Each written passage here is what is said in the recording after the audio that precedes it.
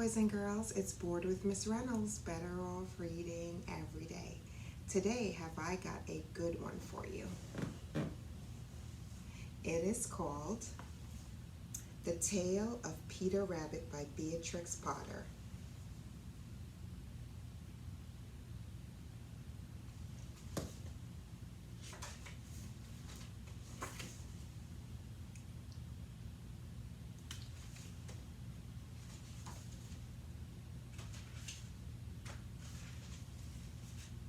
Once upon a time, there were 4 little rabbits, and their names were Flopsy, Mopsy, Cottontail, and Peter. They lived with their mother in a sandbank underneath the root of a very big fir tree.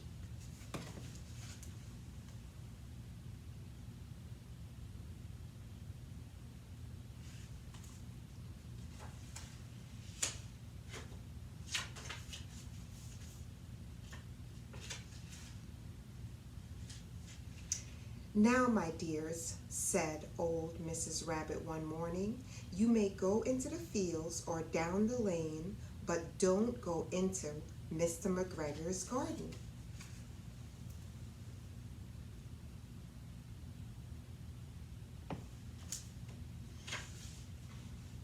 "Your father had an accident there.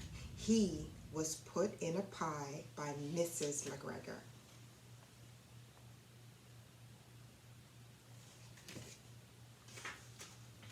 "Now run along and don't get into mischief. I am going out."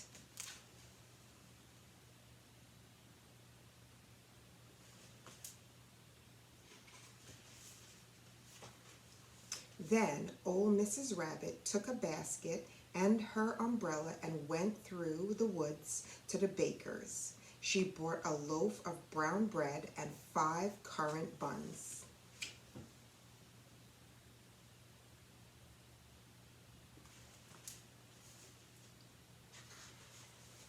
Flopsy, Mopsy, and Cottontail, who were good little bunnies, went down the lane to gather blackberries.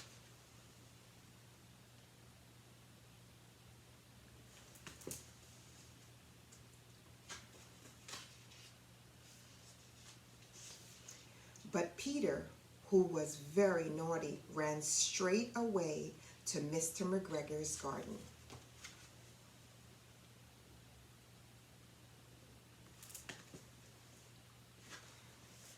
And squeezed under the gate.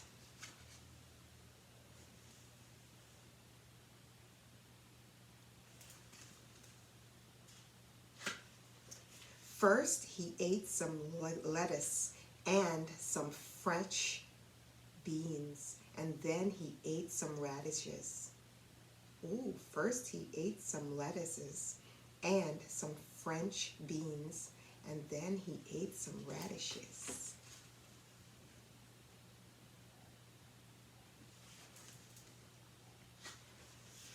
And then, feeling rather sick, he went to look for some parsley.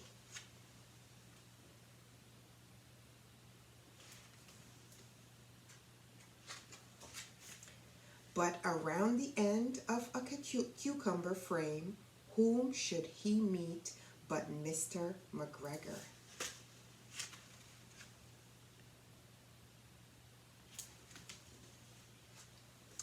Mr. McGregor was on his hands and knees planting out young cabbages, but he jumped up and ran after Peter, waving a rake and calling out, "Stop, thief!"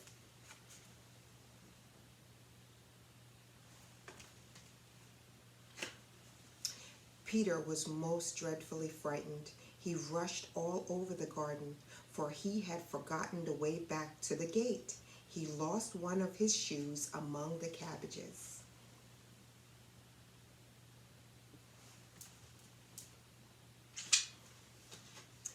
And the other shoe amongst the potatoes.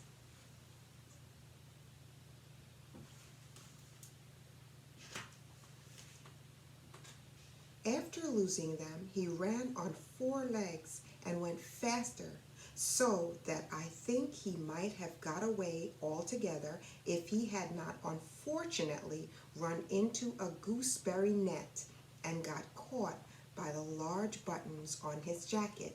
It was a blue jacket with brass buttons, quite new.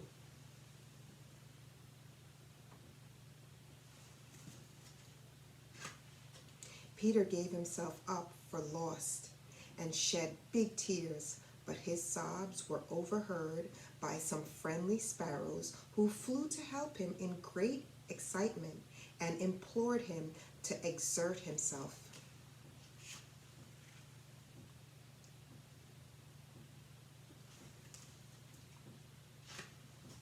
Mr. McGregor came up with a sieve, which he intended to pop upon the top of Peter, but Peter wriggled out just in time, leaving his jacket behind him.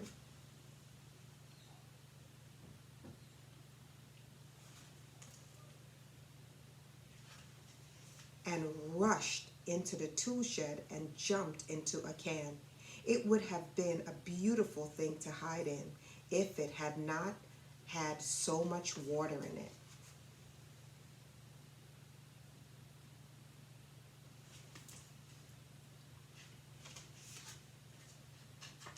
Mr. McGregor was quite sure that Peter was somewhere in the tool shed, perhaps hidden underneath a flower pot. He began to turn them over carefully, looking under each one. Presently, Peter sneezed. Ka-choo! Mr. McGregor was after him in no time.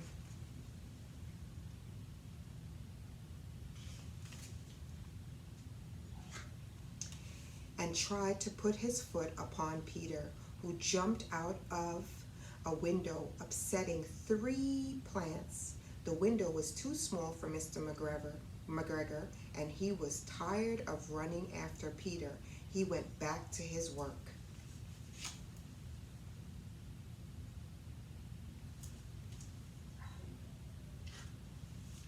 Peter sat down to rest. He was out of breath and trembling with fright, and he had not the least idea which way to go.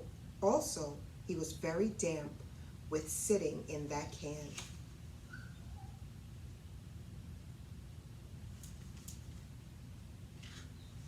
After a time, he began to wander about, going lippity, lippity, lippity, not very fast, limpity, limpity, limpity, not very fast, and looking all around.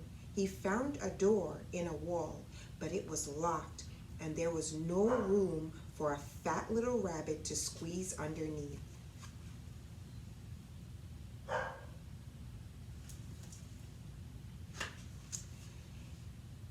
An old mouse was running in and out over the stone doorstep, carrying peas and beans to her family in the wood. Peter asked her the way to the gate, but she had such a large pea in her mouth that she could not answer. She only shook her head at him. Peter began to cry.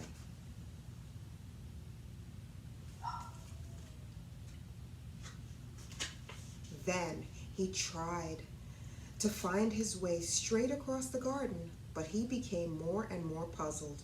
Presently, he came to the pond where Mr. McGregor filled his water cans. A white cat was staring at some goldfish. She sat very, very still, but now and then the tip of her tail twitched as if it were alive. Peter thought it best to go away without speaking to her. He had heard about cats from his cousin, little Benjamin Bunny.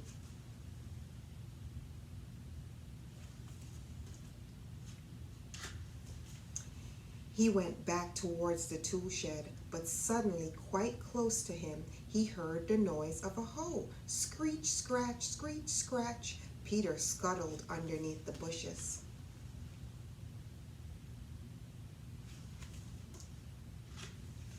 But presently, as nothing happened, he came out and climbed upon a wheelbarrow and peeped over. The first thing he saw was Mr. McGregor hoeing onions. His back was turned towards Peter, and beyond him was the gate.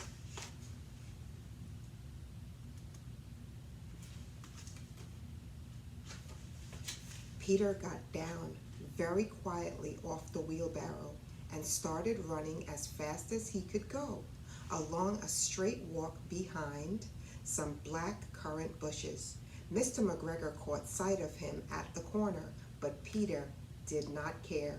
He slipped underneath the gate and was safe at last in the wood outside the garden.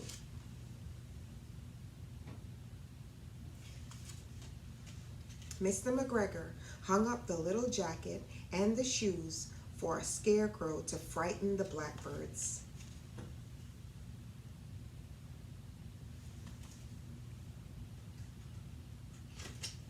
Peter never stopped running or looked behind him till he got home to the big fir tree.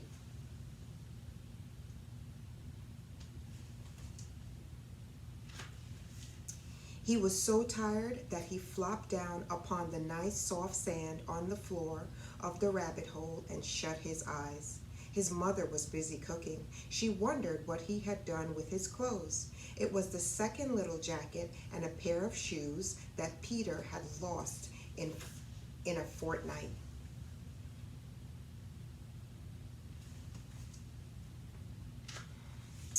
I am sorry to say that Peter was not very well during the evening. His mother put him in bed and made some chamomile tea, and she gave a dose of it to Peter. 1 tablespoonful to be taken at bedtime.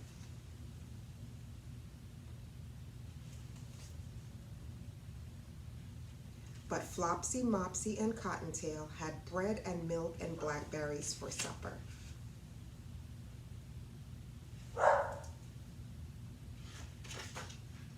The end of The Tale of Peter Rabbit. Boys and girls, it is Miss Reynolds with Bored Better Off Reading Every Day. I do not own the rights to this story that I have read to you, but I love storytelling magic, and the magic of today's story is we have our own little rabbit friend right here. He is one of my kids' favorite lovey, and as you can see, he is much loved, and he joined me for the story today with a mini book. I hope you liked it.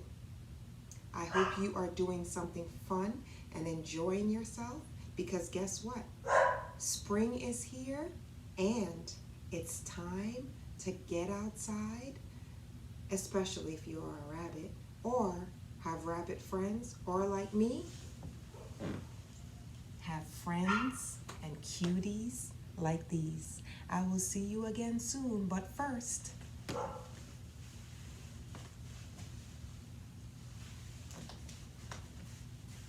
just a quick little twirl. Ta-da! Isn't he a love? He is absolutely a love, and he's sending love to you.